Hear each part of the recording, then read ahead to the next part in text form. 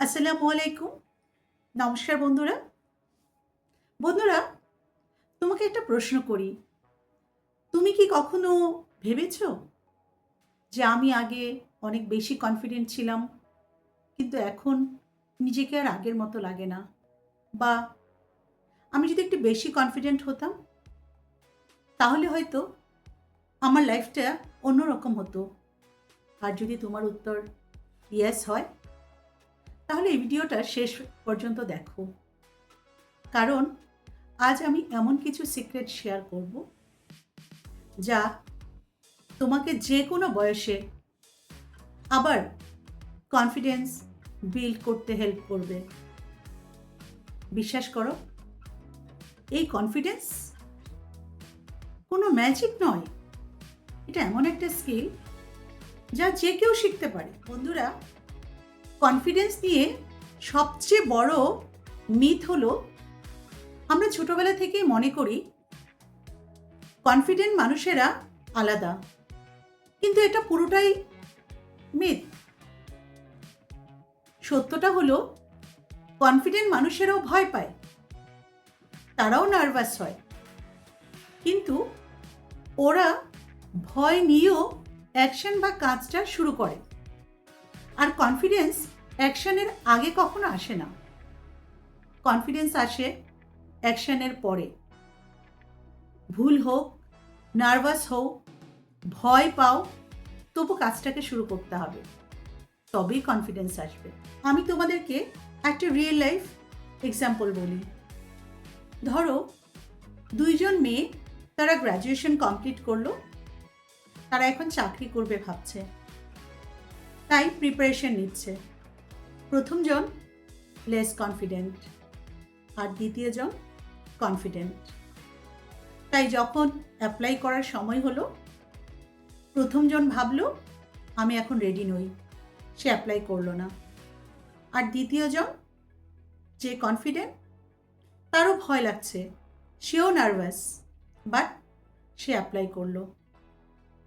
তার ইন্টারভিউ ডাক আসলো, প্রথম ইন্টারভিউ দিল, খুব একটা ভালো হলো না এবং চাকরিটা সে পেল না। কিন্তু সে থেমে থাকেনি, সে অ্যাপ্লাই করতে থাকলো। দ্বিতীয় ইন্টারভিউ ডাক এলো, সেটাও ভালো করলো না, চাকরিটা তার হলো না, কিন্তু সে অ্যাপ্লাই করতে থাকলো। যখন পঞ্চম ইন্টারভিউ, সে খুব ভালো করলো এবং চাকরিটাও পেয়ে গেল। তাহলে কোয়েশ্চেন হলো, কনফিডেন্সটা কখন এলো? সে ইন্টারভিউ দিতে দিতে, অ্যাকশন করার পরে। So confidence comes after action, action brings confidence. তাহলে বন্ধুরা, কাজটা শুরু করতে হবে, কাজটা করতে করতে তোমার কনফিডেন্স তৈরি হয়ে যাবে। বন্ধুরা, তাহলে কনফিডেন্স হারিয়ে যায় কেন? এখন সোশ্যাল মিডিয়াতে আমরা শুধু অন্যের জীবনের বা লাইফের সাকসেস দেখি। কেউ ফরেন ঘুরতে যাচ্ছে, কেউ বিজনেস করছে, কেউ আবার লাক্সারি লাইফ দেখাচ্ছে, আর আমরা ভাবি আমি কিছুই করতে পারিনি। কিন্তু সোশ্যাল মিডিয়া হলো হাইলাইট রিল। কেউ তার ফেইলিউর বা ব্যর্থতা কখনো সোশ্যাল মিডিয়াতে দেখায় না। তাই সোশ্যাল মিডিয়া দেখে অন্যের জীবনের সাথে নিজের জীবনের কম্পেয়ার করা বন্ধ করতে হবে। আমি মায়েদের জন্য একটা রিয়েল লাইফ এক্সাম্পল বলি। আমার দেখা অনেক মা আছেন যারা 20 বছর ফ্যামিলির জন্য সব কিছু করেছেন, আর এই সব কিছু করতে যেয়ে হয়তোবা নিজের কেরিয়ারটা কম্প্রোমাইজ করেছেন, নিজের সেভিংস সব কিছু ফ্যামিলিতে ইনভেস্ট করেছেন। তারপর একদিন মনে হলো আমি তো কিছুই পারি না। এটা কি সত্যি? না, এটা একদম সত্যি নয়। আপনি ফ্যামিলি ম্যানেজ করেছেন, আপনি বাজেট করেছেন, আপনি আপনার বাচ্চাদেরকে বড় করেছেন। এই 20 বছর জীবনে চলতে গিয়ে অনেক প্রবলেম এসেছে, আপনি সেই প্রবলেমগুলো সলভ করেছেন। এগুলো হলো লিডারশিপ স্কিল। আপনার কাছে শুধু সার্টিফিকেট নেই, বাট আপনার আছে অনেকগুলো স্কিল, যে স্কিল জীবনের জন্য অনেক বেশি জরুরি। The real secret of confidence. এবার আসি মেইন সিক্রেটে। এই কনফিডেন্স তৈরি হয় কিপিং প্রমিস টু ইয়ারসেলফ। তুমি নিজের সাথে নিজে প্রতিজ্ঞার মাধ্যমে এই কনফিডেন্স তৈরি করতে পারবে। ধরো তুমি ডিসাইড করলে প্রতিদিন 15 মিনিট করে আমি হাঁটবো, আর এই হাঁটাটা তুমি 30 দিন কন্টিনিউ করলে, তাহলে তোমার ব্রেইন আস্তে আস্তে বুঝবে আমি নিজের কথা রাখি। এই সেলফ ট্রাস্ট বা নিজের প্রতি বিশ্বাস কনফিডেন্সে পরিণত হয়।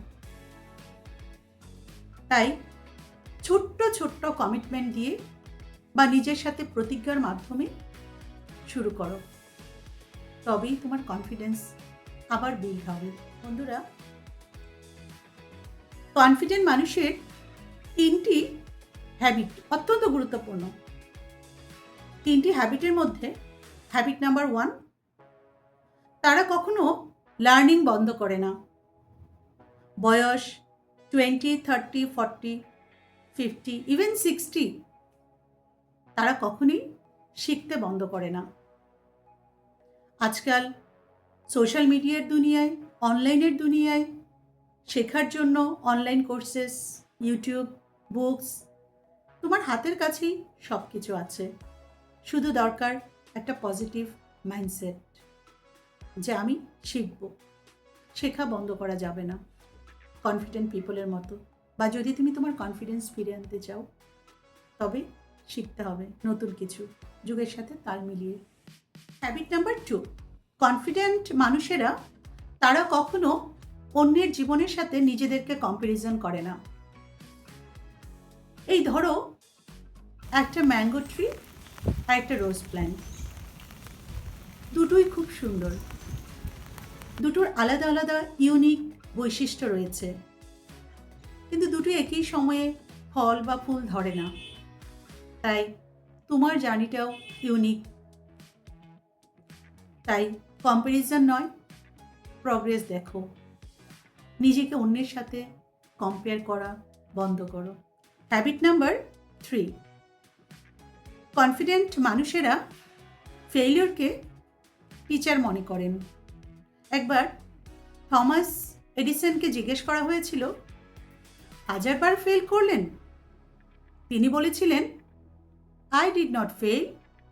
I found many ways that did not work. আর এটাই কনফিডেন্ট মাইন্ডসেট।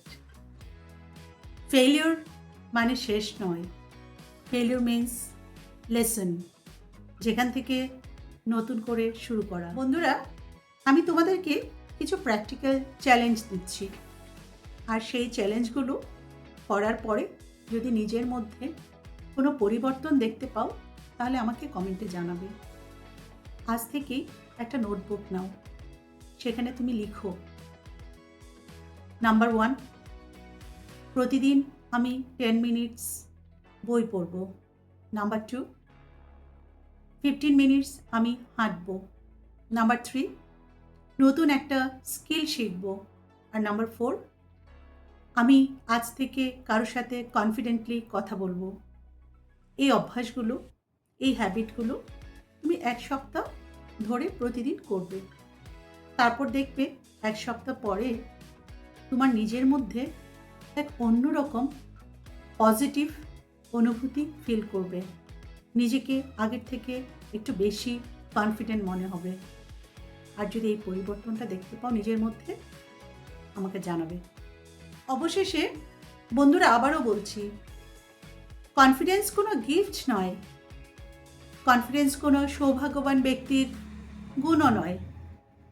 কনফিডেন্স হলো একটা হ্যাবিট বা অভ্যাস, যে হ্যাবিটটা তৈরি হয় ছোট ছোট অ্যাকশন বা কাজের মাধ্যমে। তাই আর অপেক্ষা করো না কনফিডেন্স আসার জন্য, এখনই কাজ শুরু করো। অ্যাকশন নাও, কনফিডেন্স নিজের থেকে আসা শুরু করবে। আর এই ভিডিওটা যদি ভালো লেগে থাকে লাইক করো, বন্ধুদের সাথে শেয়ার করো, আর সাবস্ক্রাইব করতে ভুলবে না। আবার দেখা হবে নেক্সট ভিডিওতে। ততক্ষণে মনে রেখো, নিজেকে বিশ্বাস করতে শিখলে পৃথিবীর অনেক দরজাই নিজের থেকে খুলে যায়। ভালো থেকো, সুস্থ থেকো। ধন্যবাদ।